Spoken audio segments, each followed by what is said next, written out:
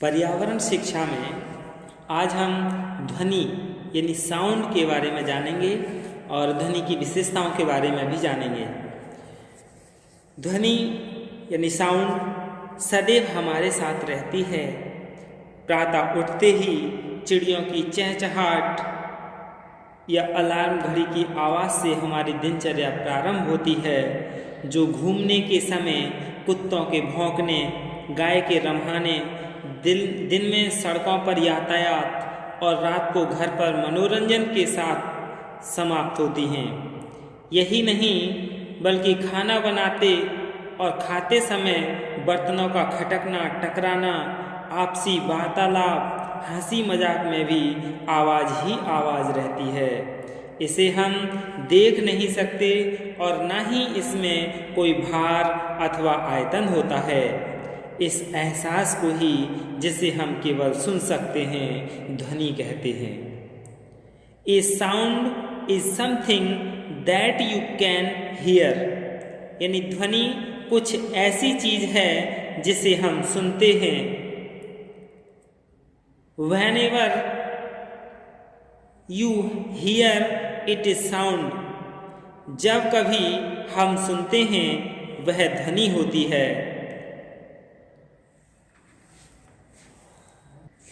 ध्वनि की उत्पत्ति यानी ऑर्गेनाइजेशन। अपने दिन प्रतिदिन के अनुभव से हम यह जानते हैं कि शांत वातावरण में कोई आवाज़ नहीं होती। जब कभी कोई वस्तु गिरती है, किसी अन्य से टकराती है, गति करती है, तभी आवाज़ सुनाई पड़ती है।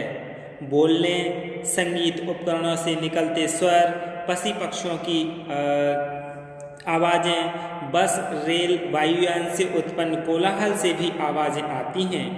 पर ये आवाज़ें हमें तभी सुनाई पड़ती हैं जब वे वस्तु से हम तक किसी प्रकार पहुंच पाती हैं।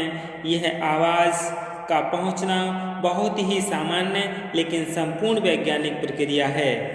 जब किसी वस्तु से आवाज़ उत्पन्न होती है तब वह कंपित होने लगती है। यह कंपन उस वस्तु के आसपास की वायु में कंपन पैदा कर देता है, जो वस्तु के केंद्र से सभी दिशाओं में फैलने लगती है। यही कंपन जब हमारे कानों तक पहुंचते हैं तो मस्तिष्क इन्हें ध्वनि की संज्ञा देकर प्रसारित कर देता है और हम उस आवाज़ को कानों की सहायता से सुन लेते हैं। इसीलिए ध्वनि उत्पत्ति के लिए कहा जाता है कि कंपन से ही ध्वनि उत्पन्न होती है। किससे होती है ध्वनि उत्पन्न? कंपन से ही ध्वनि उत्पन्न होती है। Every sound is generated by only vibration of some object, यानी sounds are the vibration that are propagated from the object to reach us, यानी ध्वनि वस्तु से प्रसारित होने वाले कंपन हैं जो हम तक पहुंचते हैं। अब हम ध्वनि के महत्व को जानने की क्या है इम्पोर्टेंस ध्वनि का। प्राणी मात्र के लिए सुखी जीवन जीने के लिए अनेक चीज़ों या सहायताओं की क्या होती है? जरूरत होती है। उनमें से सुनना भी एक ऐसा महत्वपूर्ण साधन है जिसकी अनुपस्थिति की सामान्यता कोई कल्पना नहीं करता। यानी ध्वनि बोलने की क्रिया से अन्य व्यक्तियों या प्राणियों से संपर्क बनाए रखती है। अन्य व्यक्तियों को भी ध्वनि ही हमसे जोड़े रखती है। ध्वनियाँ जो किसी संगीत उपकरण अथवा मधुरभाषी पक्षियों से सुनने को मिलती है, हमें प्रसन्नता और आनंद प्रदान करती है। और ध्वनि का महत्व क्या हो सकता है? जैसे रेडियो, दूरदर्शन के प्रसारण ध्वनि के द्वारा ही हमें पूरे विश्व की गतिविधियों से परिचित कराते हैं। ध्वनि अपनी अलग पहचान से विभिन्न आवाज़ों के आधार पर विभिन्न प्राणियों की आवाज़ या वस्तुओं की उपस्थिति से अवगत करा देती है। अनेक भयानक आवाज़ें जैसे कार, बस, ट्रक के हॉर्न, बिजली की कड़क, अग्निशमन वाहन की घंटियाँ, शेर की दहाड़, ये सभी अनजाने अंदेशों से अवगत कराते हैं। ध्वनि से किसी भी वस्तु की दूरी का भी पता अनुमान से लग सकता है। आज तो अनेक चिकित्सीय क्रियाकलापों से ध्वनि की तीव्रता का उपयोग होने लगा है। ध्वनि से ही पुरुष और स्त्री स्वर को पहचान कर व्यक्ति विशेष की पहचान कर सकता है कि स्त्री की आवाज़ है या पुरुष की आवाज़ है या किस जानवर की यह आवाज़ है। अब हम ध्वनि की स्पीड यानी गति के बारे में जान लें कि ध्वनि की गति क्या है। यानी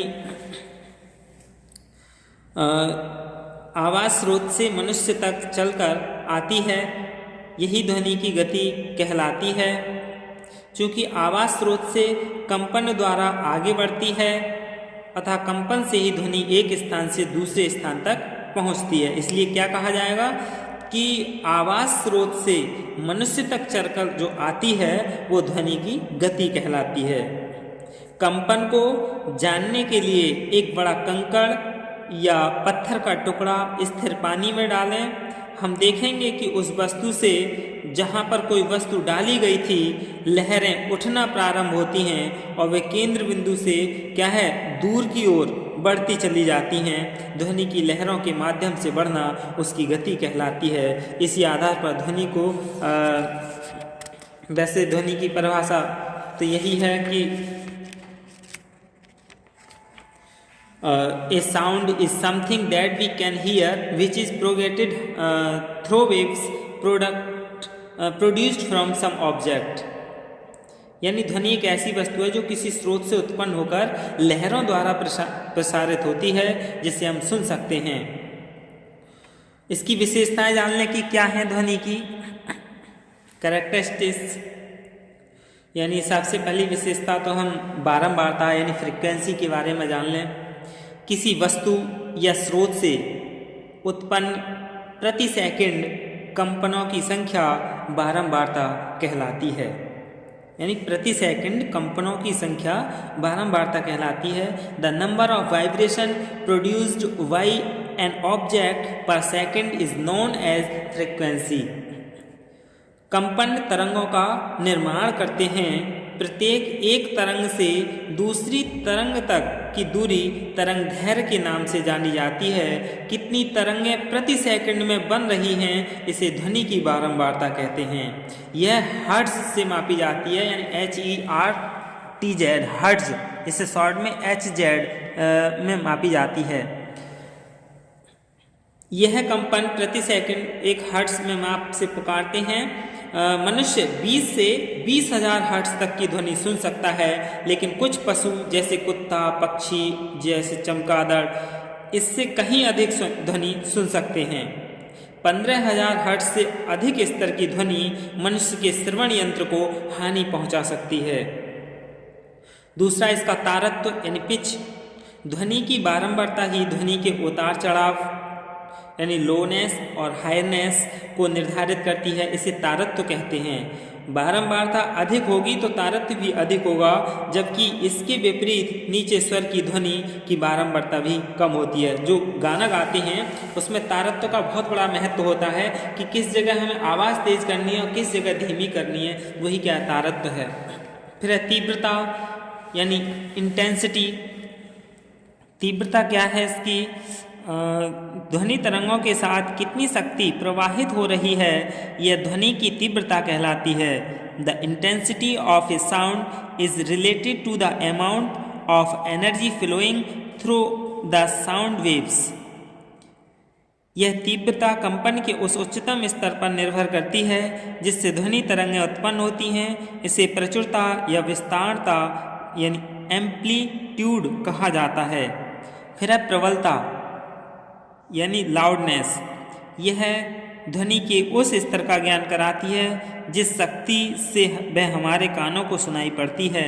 यह तीव्र और मंद हो सकती है।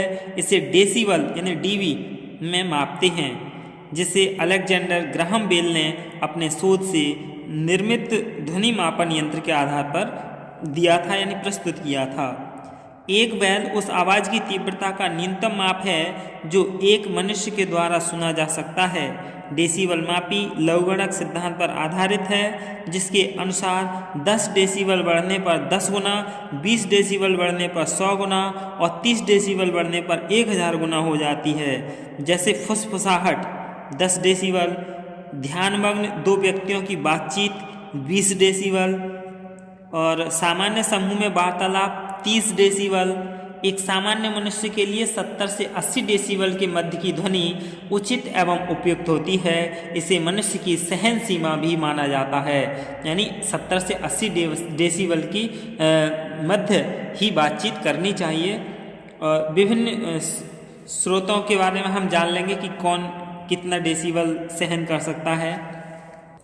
अब इसकी गुणवत्ता जान लें कि क्या है क्वालिटी ध्वनि की। हर ध्वनि की अपनी अलग पहचान होती है, जिससे तत्काल यह जाना जा सकता है कि यह ध्वनि किसकी है। अपने कमरे या किसी विशेष स्थान पर बैठे बैठे मनुष्य, पशु, रेलगाड़ी, भूकंप, बिजली की कड़क, वस्तु के गिरने टूटने, संगीत उपकरण आदि की आवाज़ें पहचान लेता है। यही नहीं बल्कि दो व्यक्तियों में भी आवाज़ के आधार पर किसी व्यक्ति विशेष को पहचाना जा सकता है। संगीत ध्वनियों में तो उपकरणों की जानकारी तथा विशेष राग रागनियों की पहचान इसी विशेषता पर क्या है आधारित है। अब वर्गीकरण यानी क्लासिफिकेशन। ध्वनि को सुने जाने के आधार पर दो वर्गों में विभाजित किया जाता है, संगीतात्मक ध्वनि और शोर और कोलाहल ध्वनि। यानी ये ध्वनियाँ किसी भी प्रबलता पर हो सकती हैं। यानी संगीतात्मक ध्वनियाँ कैसे होती हैं? ये वे ध्वनियाँ हैं जो आनंददायक और मन लुभावनी, प्लीजेंट एंड इंटरेस्टिंग होती हैं। गायन यानी सिंगिंग, वादन, इंस्ट्रूमेंट्स प्लेइंग और नृत्य एंड डांस इसके अंतर्गत आते हैं। रेडियो, टीवी, डेक, म्यूजिक से निकलने वाला संगीत और कुछ कोयल, मोर जैसे पक्षियों की आवाज़ें इसी प्रकार की ध्वनि में सम्मिलित की जा सकती हैं। पर इससे भी आवाज़ की प्रबलता की बहुत प्रभावी भूमिका रहती है। जैसे ऊंचे स्वर का पॉप संगीत सिर दर्द बन जाता है, वहीं धीमे आवाज़ की गज़लें मन मोह लेती हैं। दूसरा है शोर अथवा कोलाहल। इसमें वे ध्वनियाँ जो अप्रिय, परेशानी और बेचैन करने वाली आवाज़ें हैं, जिससे मन व्याकुल हो उठता है। जैसे एक ध्वनि जो प्रापक द्वारा अनचाही हो, एक ध्वनि जो विशेष तीव्र, अप्रिय और बेचैनी वाली हो, एक अप्रिय और अरुचिकर ध्वनि, यानी ये सभी ध्वनियाँ शोर और कोलाहल कहलाती हैं। ध्वनि माप की भाषा में सामान्यतः 80 डेसिबल से अधिक तीव्रता की ध्वनियाँ शोर के दायरे में आती हैं। यही क्या है ध्वनि प्रदूषण की विशेषताएं हैं, यानी ध्वनि की विशेषताएं हैं। अब हम ध्वनि प्रदूषण के बारे में जानेंगे। धन्यवाद।